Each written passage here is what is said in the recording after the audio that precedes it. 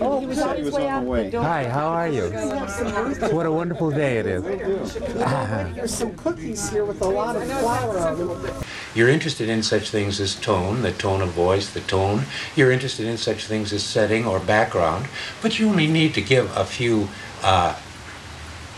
clues, and the worker is the reader is already at work.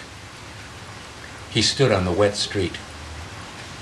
Just the one word "wet" in there changed everything. He stood on the dry street, he stood on the windy street, he stood on the empty street, he stood on the lonely street. You know, he stood on the wet street. What's wet got to do with this? Already you're trying to get ahead of him. Where is he going with this? What has wet got to do with it? What has street got to do with it? Who is he?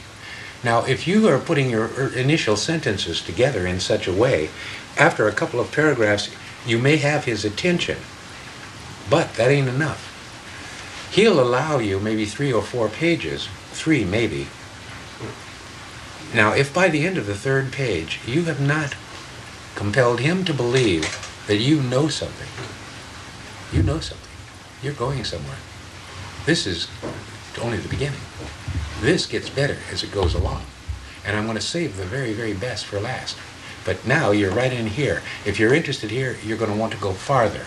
If he's got you by that time. If not, you put this one down and you pick up another one and you see if this is a book or a story you want to read. Is it about some subject matter that interests you? Does it have characters in it who are of interest to you? Are they saying or doing or being provocative in any way possible? And what has this got to do with the point that you're trying to make, that you're carefully concealing, so that it will come upon them as a result of their reading the story, a surprise? I'm working on a story idea I've been trying to tell people about to get their response to it, and I know I can make them cry with it because it can make me cry. And it has to do with this old growth forest, the tall trees, the old trees that are in these forests. Well, I read that up in Oregon, the snow began to fall, and it fell so long and so much that it covered up all the smaller trees, and before long was covering the larger trees.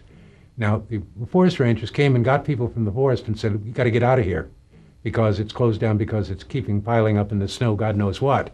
But this one guy decided he would stay there, and he's entitled to if he wants to, and he got out of it, and it would come down his smokestack and finally covered his smokestack to where he would have to in the morning climb up and clear the smokestack to be able to open it up so he could light a fire and get the smoke out of his house because it was so thick and his cabin was well under the snow. And then he said it started to happen. In the middle of the night, it would be like incoming artillery fire. And you hear this one big branch up there crack, bang, the weight of the snow on it, the pressure of it, and it would bust. And all night long were these, all through here.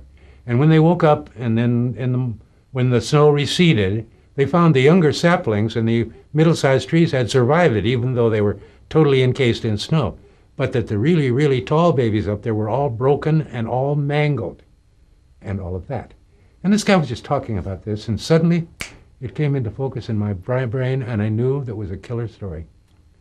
Because what would these middle-sized trees think now? They've been protected.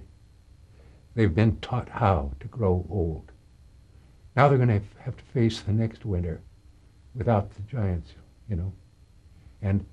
And I'm thinking of all of this from the anthropomorphic view of a forest that understands a hierarchy and recognizes the tragedy of this situation and the fear that is blowing through them. Kills me, breaks me right up. Okay, now, because I can do that to myself with just the thought of forest dying, and my ability and my ability with words and images to make the reader come to that state of mind to where he's willing to see it too, and knock him right out with it. That's where the art is. That's what it is that I've been trying to do all of my life with everything I've ever written, is first of all to show that I'm good at what I do. I don't know, I don't think I'm better than you are, you know. I have grandiose ideas of who I am and what I'm here for. And it's not just this, I mean, I'm at the beginning of it.